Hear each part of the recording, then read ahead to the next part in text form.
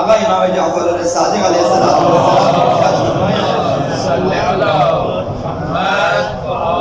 لا ينظر اللہ عز وجل الى عبد ولا يزکیہ، خدا متعال اپنے اس بندے کی طرف نظر رحمت نہیں فرماتا، یعنی خداوند ناراض رہتا ہے اور اس کے اعمال کو پاک نہیں کرتا۔ اذا ترک فریضۃ من فرائض اللہ، جب واجبات میں سے کسی واجب کو وہ ترک کرتا ہے، مثلا نماز چھوڑ دیتا ہے، مثلا روزہ چھوڑ دیتا ہے، مثلا حج پہ نہیں جاتا، ایک واجب کو ترک کیا، اب خداوند باقی اعمال کو نہیں دیکھے گا، کیونکہ فریضہ ترک کیا ہے تو مستحبات کو نہیں دیکھا اس نے، کس قدر زیارت عاشوراء کی تلاوت کی ہے، کس قدر اس نے زیارتیں پڑھی ہیں، کس کا یہ نہیں دیکھا جائے گا۔ جب ایک فریضہ ترک کیا،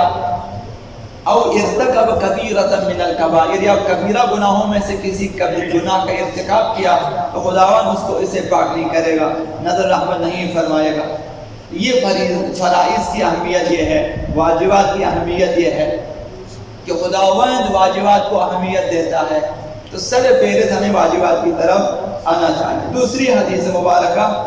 جب امام سے اس کی وجہ پوچھی ہے آقا صلی اللہ علیہ وسلم سے کہ کیوں خداوند ایسا کرتا ہے، باقی اعمال کو نہیں دیکھتا، صرف واجب اور حرام کو کیے، اس نے ایک واجب ترک کیا یا مثلا اس نے کسی کبیرہ گناہ کا ارتکاب کیا، اس لیے خداوند نے فرمایا، امام صلی اللہ علیہ وسلم جواب میں فرمایا اس لیے وجہ یہ ہے ان اللہ عز و جل امر بامر، خدا نے ایک حکم دیا، وہ امر ابلیس بامر، اور اسی شخص کو ابلیس نے بھی ایک حکم دیا، خدا نے کہا نماز، اس نے کہا نہیں،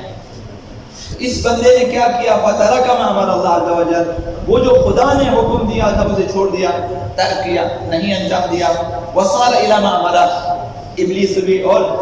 ابلیس نے جس کا حکم ہے اس کی طرف چلا گیا۔ ابلیس کا، شیطان کا کہنا مانا، نماز چھوڑ دیا، مثلا روزہ چھوڑ دیا، مثلا خمس و زکوٰۃ چھوڑ دیا، مثلا حج چھوڑ دیا، تو فہذا مع ابلیس فی الدرک السابع من النار، ایسا شخص جو شیطان کے بہکاوے میں آ کر کسی واجب کو ترک کرے گا یا کسی گناہ کبیرہ کا ارتکاب کرے گا، اگر توفیق توبہ نہ ملی تو پھر اور مر گیا یہ شخص، فرمایا شیطان کے ساتھ جہنم کے 7ویں طبقے میں ہوگا، کیونکہ آخری طبقہ شیطان کا ہے، ابلیس کا۔ یہ شخص جو جان بوجھ کر فرائض کو ترک کرتا ہے یا جان بوجھ کر کبیرہ گناہ کا ارتکاب کرتا ہے، تو اگر فوراً انسان توبہ نہ کرے، جبران نہ کرے، تو یہ شخص جا سکتا ہے شیطان کے ساتھ جو ہے 7ویں طبقے میں۔ تو اگر احیاناً کبھی انسان سے گناہ سرزد ہو جائے، خدا نخواستہ، فوراً توبہ کرنا چاہیے، چاہے آپ نے جان بوجھ کے انجام دیا، چاہے آپ غلط چیز ہو گئی، فوراً، تاکہ یہ راستہ رک جائے ہمارے لیے کہ ہم ابلیس کی طرف جا رہے ہیں۔ تو لہذا فریضہ ترک کرنا اور ارتکاب گناہ کبیرہ یہ تقریباً برابر ہے گناہ میں، اور یہ خود ایک کبیرہ ہے، مثلا واجبات، ایک فریضہ ترک کرنا خود گناہ کبیرہ۔ تو خداوند متعال نے سورہ نور میں 63ویں آیت میں فرمایا فَلْيَحْذَرِ الَّذِينَ يُخَالِفُونَ عَنْ أَمْرِهِ، وہ لوگ جو حکم خدا کی مخالفت کرتے ہیں انہیں ڈرنا چاہیے، ان تصیبہم فتنہ، یا یہ کسی مصیبت میں مبتلا ہو جائیں گے، کسی فتنے میں پڑ جائیں گے، او یصیبہم عذاب علیم، یا ان پر دردناک عذاب آئے گا۔ فریضے کی اہمیت یہ ہے، واجب چیزوں کی اہمیت یہ ہے، خداوند متعال سورہ نور میں فرماتے ہیں انہیں ڈرنا چاہیے، کسی واجب کے ترک کرنے کی وجہ سے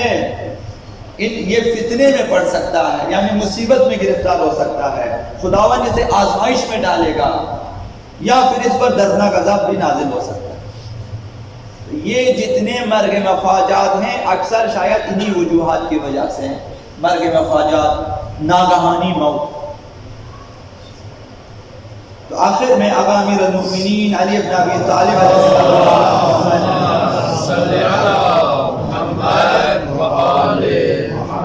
وَلْيَكُنْ فِي خَاصِ مَا تُخْلِصُ لِلَّهِ بِهِ دِينِكَ، آقا امیر المؤمنین نے فرمایا نہج البلاغہ میں، ایسا ہونا چاہیے جن کاموں کو تو مخصوص اللہ کے لیے انجام دے دیتا ہے، ایسا ہونا چاہیے کہ وہ واجبات کی ادائیگی، جنہیں تو خالصانہ اللہ کے لیے انجام دینا چاہتا ہے، باقی مستحبات وغیرہ کو چھوڑ کر پہلے واجبات کو خالصتاً اللہ کے لیے انجام دے. التی ہی لہو خاصہ، فرائض اللہ کے لیے مخصوص ہے، صرف اللہ کے لیے انجام دے. تو ایسا ہونا چاہیے ہمیں، سر فہرست واجبات کو اللہ کے لیے انجام دے. فَأَعْطِ اللَّهِ مِن بَدَنِكَ فِي لَيْلِكَ وَنَهَارِكَ مَا يَجِبُ، بس اپنے بدن سے اللہ کے لیے انجام دیں، دن رات میں وہ جو کچھ اللہ نے واجب کیا ہے انہیں انجام دینے کی کوشش کریں. پہلے واجبات، پھر اس کے بعد ہم جتنے مستحبات آپ سے ہو سکے انجام دیں. یا کہ پہلے